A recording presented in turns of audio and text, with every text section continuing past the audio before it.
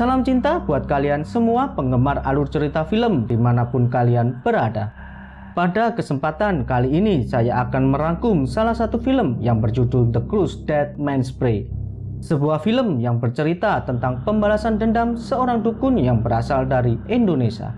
Mau tahu cerita selengkapnya dari film ini? Langsung saja, so guys, siapkan kopi, siapkan hati, ini dia alur ceritanya.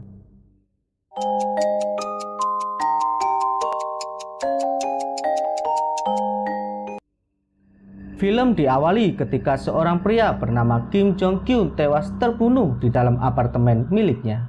Kim Jong Kyun merupakan peneliti dari perusahaan farmasi yang bernama Seongjil Pharmaceutical. Dari hasil investigasi kepolisian ditemukan beberapa fakta aneh dalam kasus tersebut. Selain pelaku pembunuhan yang masih berada di tempat kejadian, tubuh pelaku juga dalam kondisi membatu dengan beberapa bagian tubuhnya yang mengelupas. Pihak kepolisian juga mendapati Kim Jong Kyun mati akibat dari racun kerang paralitik, sebuah racun kerang paling ganas di antara racun kerang lainnya. Selain itu, yang paling membuat terkejut pihak kepolisian, pelaku pembunuhan ternyata seseorang yang telah mati 3 bulan yang lalu. Di saat bersamaan, seorang wanita yang bernama Im Jin He yang seorang penulis sekaligus reporter tengah menjalani sesi wawancara di sebuah radio untuk membahas buku yang baru saja dirinya terbitkan. Buku tersebut bercerita tentang seseorang yang dapat menguasai sebuah ilmu kutukan. Sebuah ilmu yang dimana dengan metode mantra alkimia, seseorang dapat menghidupkan mayat lalu mengendalikannya untuk melakukan apapun seperti apa yang ia mau. Namun sayangnya, kini orang tersebut tiba-tiba menghilang begitu saja. Ketika sang penyiar mulai membuka sesi tanya jawab dengan para pendengar, tak lama kemudian tersambunglah seorang pria di line telepon mereka. Saat penyiar mencoba menanyakan nama sang penelepon, pria tersebut langsung berujar bahwa semalam telah terjadi sebuah pembunuhan dan otak dari pembunuhan tersebut adalah dirinya. Selain itu, penelepon meminta kepada Im Ji He agar dirinya bersedia melakukan wawancara secara live dengan dirinya. Dan tak lama kemudian, ponsel milik Im Jin He pun mendapatkan sebuah pesan yang berisikan tempat di mana akan melakukan sesi wawancara tersebut. Selepas menghadiri wawancara di radio, Im Ji He pun kembali ke kantor miliknya untuk mencari informasi tentang apa yang dikatakan penelepon tersebut. Sesampainya di kantor, dirinya disapa oleh rekan kerjanya, lalu mulai mengenalkan seorang pegawai magang baru yang bernama Jae Si Jung yang akan bertugas menjadi kameramen bagi dirinya. Setelah itu, Im Ji He pun bergegas menemui wakil direktur untuk menanyakan kasus pembunuhan yang dibicarakan oleh si penelepon tersebut. Kemudian wakil direktur pun berkata bahwa dirinya sudah mendapatkan berkas-berkas tentang kasus tersebut. Saat melihat isi berkas tersebut, Im Ji He dibuat terheran karena pelaku merupakan seorang mayat hidup. Rasa penasaran menyelimuti hati Im Ji He. Bagaimana bisa seorang mayat membunuh orang yang masih hidup? Selain itu, dalam berkas tersebut, Im Jin He melihat seperti ada sebuah tato kutukan yang tergambar di pergelangan tangan pelaku. Lantas, Im Jin He pun mencoba menghubungi seorang profesor yang bernama Tak Jung Ho untuk menanyakan kebenaran gambar tato tersebut. Namun saat hendak menelpon profesor tersebut, dirinya dikejutkan oleh kedatangan suaminya yang bernama So Jun, yang merupakan polisi dan juga ketua tim investigasi kasus pembunuhan tersebut. So Jun meminta kepada Im Jin He agar membatalkan rencananya karena So Jun menilai kasus kali ini sangatlah berbahaya. Tapi permintaan tersebut ditolak oleh Im Jin He. Dirinya beralasan justru ini adalah kesempatan bagi polisi untuk menemukan pelaku sesungguhnya dan apa motif dibalik kasus pembunuhan tersebut. Pada akhirnya, Sun Jun pun menuruti keinginan dari Im Jin He, tapi dengan syarat pihak kepolisian diizinkan terlibat dalam acara tersebut. Setelah para polisi meninggalkan kantor mereka, sang wakil direktur bercerita kepada Im Jin He bahwa dirinya telah mendapatkan sebuah video yang berisi tentang upacara pengusiran roh yang berada di Jepang. Dalam video itu, sang cenayang mirip sekali dengan So Jin, rekan mereka yang telah lama menghilang. Di adegan selanjutnya, terlihat Im Jin He tengah mendatangi sebuah kafe. Di kafe tersebut, dirinya bertemu dengan seorang wanita penyihir bernama So Jin yang bercerita bahwa dirinya telah melakukan sebuah pertempuran spiritual serta berhasil membunuh seorang penyihir yang jiwanya telah dikuasai oleh iblis. Di kesempatan ini pula, So Jin terlihat terbaring di atas lengan Im Jin He sembari menahan rasa sakit. Dirinya berjanji kepada Im Jin He akan berusaha mengendalikan roh jahat yang berada di dalam tubuhnya. Lalu di sebuah kursi kafe terlihat Im Jin He seperti tersadar dari lamunan. Kemudian tiba-tiba muncul mayat hidup yang berlari ke arahnya dan mulai menyerang dirinya.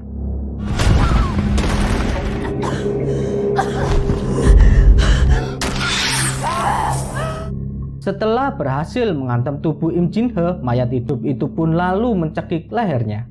Tapi tak lama kemudian muncul So Jin yang mulai mengendalikan mayat tersebut hingga mayat itu melukai bagian tubuhnya sendiri. Namun kejadian yang baru saja terjadi hanyalah sebuah mimpi buruk yang dialami oleh Im Jin He. Selasa 17 Oktober, hari di mana sesi wawancara dengan terduga pelaku pembunuhan pun akan digelar. Pihak kepolisian dan juga kru dari Im Jin He pun mulai bersiap. Setelah menunggu beberapa saat, akhirnya datanglah seorang pria yang mengaku sebagai otak pembunuhan dari Kim Jong Kyun. Dalam wawancara yang disiarkan secara langsung tersebut, pria yang memiliki nama Park Yong Ho ini berkata, dengan merapalkan sebuah mantra, dirinya mampu menghidupkan mayat lalu memerintahkannya untuk membunuh. Selain itu, Park Yong Ho juga berujar bahwa wawancara ini adalah sebagai peringatan kepada 3 petinggi dari perusahaan Seongjil Pharmaceutical yang akan dibunuhnya. 2 hari dari sekarang, jam 2 siang, dirinya akan mengeksekusi Direktur Kim Min Sup. Lalu 2 hari setelahnya, tepat jam 2 siang, giliran dari Direktur Utama Lee Seung-in yang akan dibunuhnya. Dan yang terakhir, 2 hari kemudian di jam yang sama, Ketua Byung Sun Il yang juga merupakan pemilik dari perusahaan Seongjil akan mengalami hal yang sama. Dalam wawancara tersebut, Park Yong Ho juga berkata, hanya dengan permintaan maaf secara terbuka dari Ketua Byung Sun Il yang dapat menghentikan semua ini. Setelah itu, tanpa disadari oleh Im Jin He, tiba-tiba Park Yong Ho berdiri lalu mengalungkan sebuah pisau di lehernya. Seketika keadaan pun menjadi tak terkendali. Sun Jun dan juga pihak kepolisian yang mendapati Im Jin He dalam bahaya mencoba untuk menyelamatkannya. Saat Park Yong Ho mulai membawa Im Jin He masuk ke dalam lift, Sun Jun pun berlari melompat ke dalam lift tersebut. Perkelahian antara mereka pun tak terelakkan.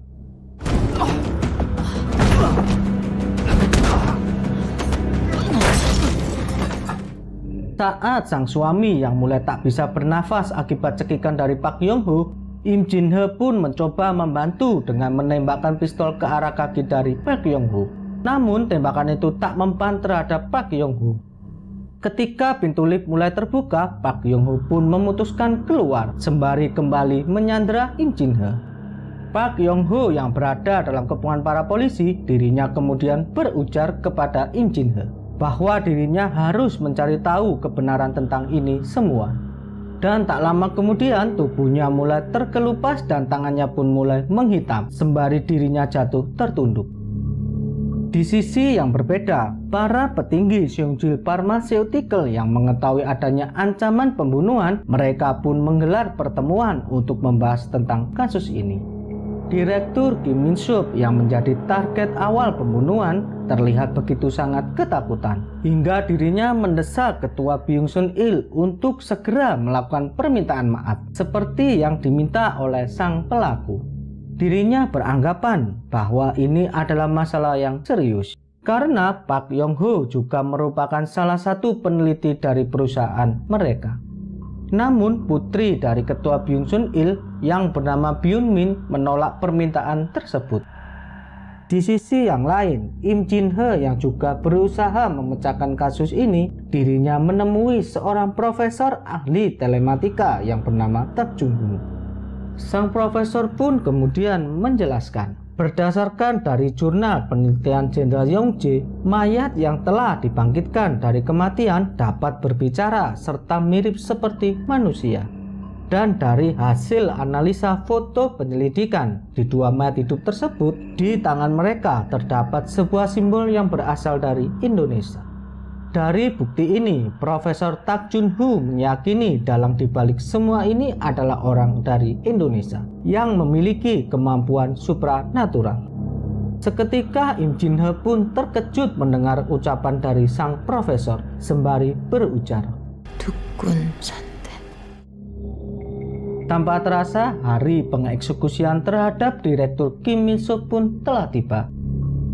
Di sebuah lapas, salah satu rekan Im Jin He terlihat mendatangi seorang narapidana yang merupakan mantan pekerja di penelitian perusahaan Seongjil Pharmaceutical yang bernama Yoon Chun Min. Dalam interogasi tersebut, pria itu bercerita bahwa 6 bulan yang lalu perusahaan Seongjil Pharmaceutical sedang melakukan penelitian terhadap obat baru yang sedang mereka buat. Lalu kemudian sesuatu terjadi hingga mereka memintaku untuk mencari 100 orang secara ilegal untuk dijadikan kelinci percobaan dalam penelitian mereka, yang pada akhirnya semua orang itu pun mati dalam penelitian tersebut. Di sisi yang lain, pihak kepolisian mulai melakukan pengamanan terhadap perusahaan Seongjil Pharmaceutical. Dengan menerjunkan pasukan terbaiknya, pihak kepolisian pun mulai memblokade seluruh jalur masuk menuju perusahaan tersebut. Kala itu Im Jin He yang berada di luar gedung untuk meliput kejadian tersebut, tiba-tiba dirinya merasakan ada sesuatu yang aneh di sekitaran perusahaan tersebut. Tak lama berselang, kemudian puluhan mayat hidup lainnya pun mulai berkumpul. Lalu mereka pun mulai berlari dan menyerang blokade kepolisian untuk bisa menerobos masuk ke dalam gedung tersebut. Para mayat hidup yang memiliki kekuatan yang begitu besar membuat para polisi pun tak sanggup menahan serangan dari mereka. Sun Jun yang mengetahui para mayat hidup yang telah berhasil menerobos masuk ke dalam gedung, ia pun kemudian memerintahkan kepada pasukannya untuk melakukan penembakan terhadap mereka.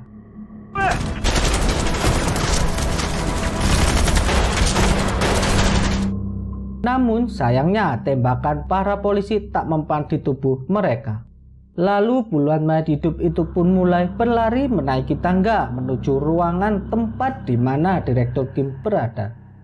Mengetahui keselamatan Direktur Kim yang mulai terancam, Son Jun pun membawanya keluar dari gedung tersebut. Saat baru saja masuk ke dalam lift, keberadaan mereka diketahui oleh para mayat hidup. Namun anehnya, tiba-tiba puluhan mayat tersebut terdiam. Lalu sang dukun pengendali mereka mulai menjatuhkan mereka dari lantai atas. Kemudian mereka pun bangkit kembali lantas berlari menuju ke sebuah tempat.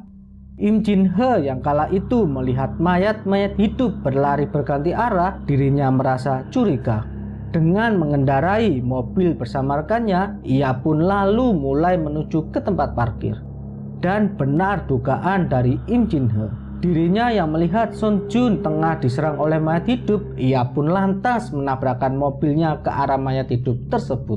Lalu kemudian ia meminta kepada Son Jun untuk segera naik ke dalam mobil miliknya. Namun belum sempat masuk ke dalam mobil, puluhan mayat hidup itu kembali berdatangan.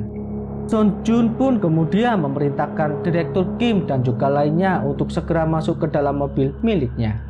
Para mayat hidup yang mengetahui target mereka kabur menggunakan mobil, mereka pun lantas mengambil paksa taksi-taksi yang tengah terparkir di jalan. Kejar-kejaran di antara mereka pun tak terelakkan. Saat mencoba menjauh dengan menuju ke sebuah terowongan, tiba-tiba salah satu taksi mendahului mereka. Ketika mobil Son Jun akan masuki terowongan tersebut, taksi yang berada di jalan tanjakan kemudian menabrak sebuah pembatas jalan untuk mencoba menimpa mobil milik dari Son Jun. Setelah berhasil menghindar dan memasuki terowongan, tak lama kemudian taksi-taksi lain yang dikendarai para mayat hidup kembali berhasil mendekati mobil milik Son Jun.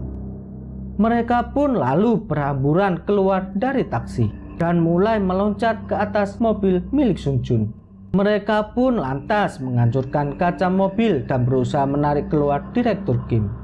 Melihat keberingasan mereka, Sun Jun beserta anak buahnya pun berjuang keras menghadapi mereka.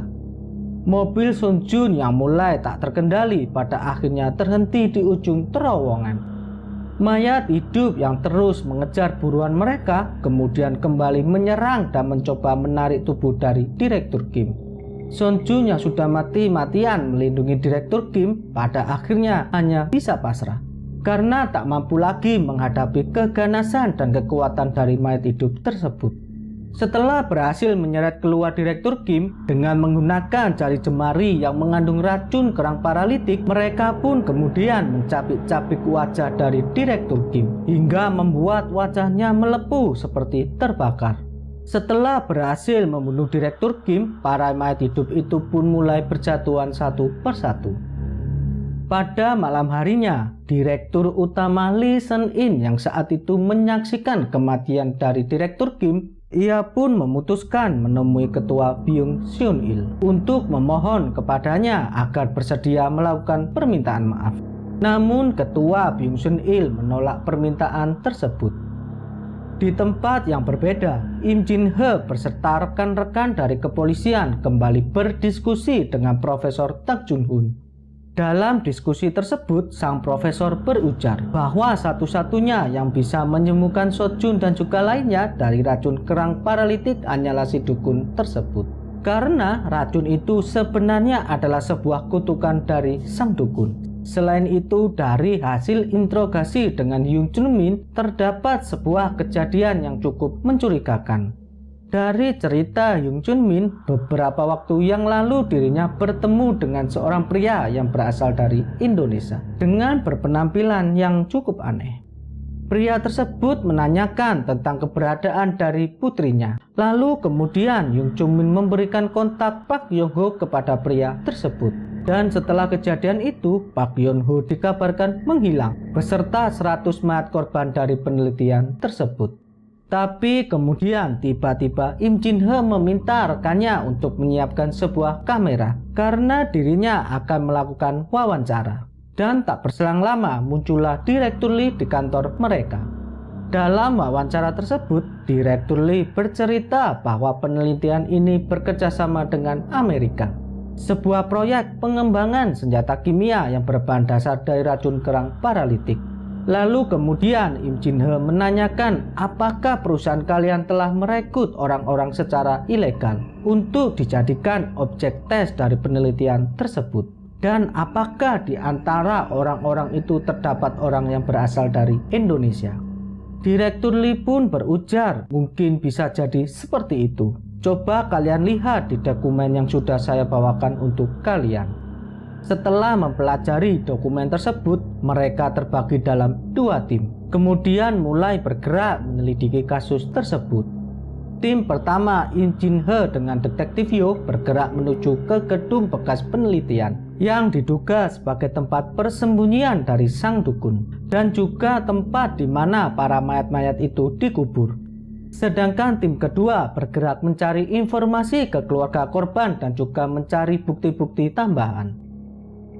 Sesampainya di gedung tersebut, Im Jin-he dan detektif Yo mulai mencari keberadaan makam dari para mayat hidup tersebut. Tapi tak lama berselang, tiba-tiba mayat hidup mulai menyerang mereka. Saat Im Jin-he mulai tak dapat bernafas akibat cekikan dari mayat hidup, tiba-tiba muncul seorang wanita yang menolong dirinya. Melalui kekuatan yang ia miliki dengan menyentuh wajah dari mayat hidup tersebut, wanita itu pun berhasil mengalahkannya. Ternyata wanita itu adalah Sojin, rekan Im Jin-he yang telah lama menghilang. Lantas kemudian Sojin pun meminta mereka untuk segera meninggalkan tempat tersebut. Mereka pun lantas berlari menghindar dari kejaran para mayat-mayat hidup. Hingga akhirnya mereka pun masuk ke dalam salah satu ruangan. Kemudian Sojin terlihat menggambar sebuah simbol di atas lantai. Lalu memanggil Im Jin-he untuk segera menghampirinya dan berdiri di atas simbol tersebut. Saat sudah berada di atas simbol tersebut, simbol itu pun bercahaya dan berubah menjadi perisai bagi mereka berdua. Sedangkan detektif Yo yang tertinggal karena menahan pintu ruangan, ia pun kemudian berlari sembunyi di bawah sebuah meja. Saat mayat hidup mulai mengetahui persembunyian dari detektif Yo dan hendak menyerang dirinya, Sojin pun memutuskan keluar dari perisai yang dibuatnya dan mulai menyerang mereka semua.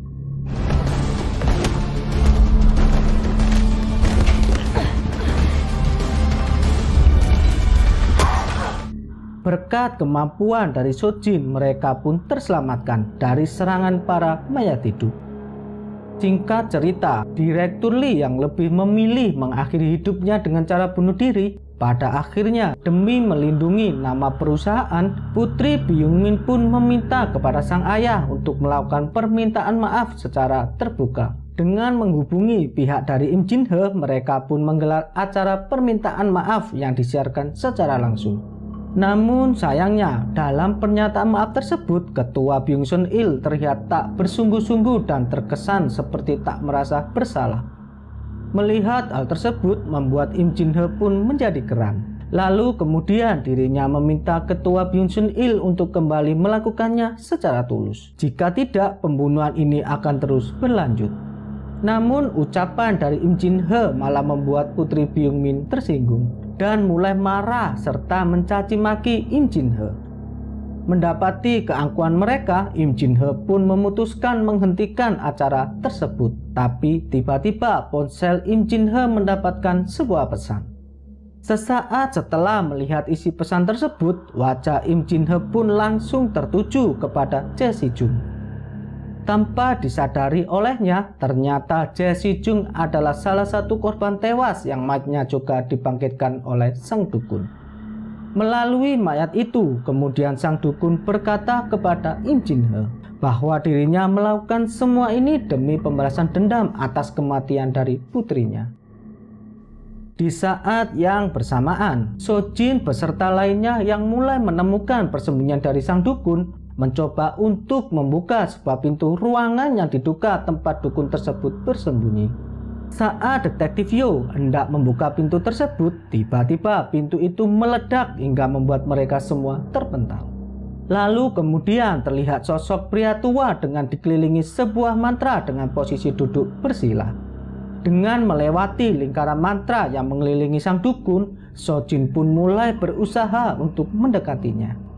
Seperti berkejaran dengan waktu, Jae Si-jung yang terus mencoba mengejar Ketua Byung Sun-il untuk membunuhnya, membuat Sojin pun harus sesegera mungkin untuk dapat menghentikan perbuatan dari sang dukun. Saat mencoba untuk mendekati sang dukun, tiba-tiba mayat hidup mulai menyerang dirinya. Tapi untungnya Sojin mampu menghadapi mereka semua. Setelah berhasil mendekat ke tubuh dari sang dukun, kemudian tangan Sojin mulai menyentuh wajah dari sang dukun. Dengan kekuatan yang ia miliki, Sojin pun mencoba mengendalikan kekuatan jahat dari sang dukun. Perlahan-perlahan kekuatan dari sang dukun pun mulai menghilang. Sojin pun berhasil menghentikan kekuatan jahat dari sang dukun. Di saat yang bersamaan, Jae Si-jung yang hampir saja membunuh Ketua Byung Sun-il, tiba-tiba tubuhnya terdiam akibat dari mantra sang dukun yang mulai memudar. Kala itu Putri Byung-min yang mendapati ayahnya telah selamat dari pembunuhan, tak disangka demi menguasai perusahaan milik sang ayah, dirinya tega menghabisi nyawa ayahnya sendiri. Dengan menggunakan patahan jari dari Jae Si-jung yang ia lumuri dengan racun kerang paralitik, Putri Byung kemudian menggoreskannya ke wajah sang ayah. Seketika wajah ayahnya pun melepuh hingga membuatnya tewas seketika. Tapi untung saja tindakan dari Putri Byung-min diketahui oleh Im Jin-he. Melalui rekaman suara mic yang masih menempel di baju Ketua Byung Sun-il, Putri Byung-min pun tak bisa mengelak dari tindakan kejam yang ia lakukan. Pada akhirnya Putri Byung-min pun harus mempertanggungjawabkan semua tindakannya di depan meja pengadilan. Di akhir film, kita akan disuguhkan sebuah adegan epilog dari sequel berikutnya dari film ini. Dalam adegan tersebut terlihat Putri Byung-min lolos dari jeratan hukum karena kurangnya cukup bukti untuk menjerat dirinya. Namun Im Jin-he dan juga Sojin tak tinggal diam begitu saja.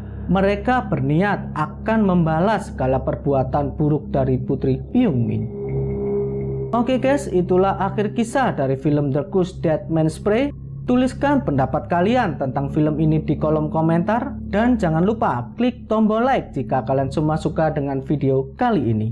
Tetap semangat, selalu jaga kesehatan, terus berkarya, salam 10 malam.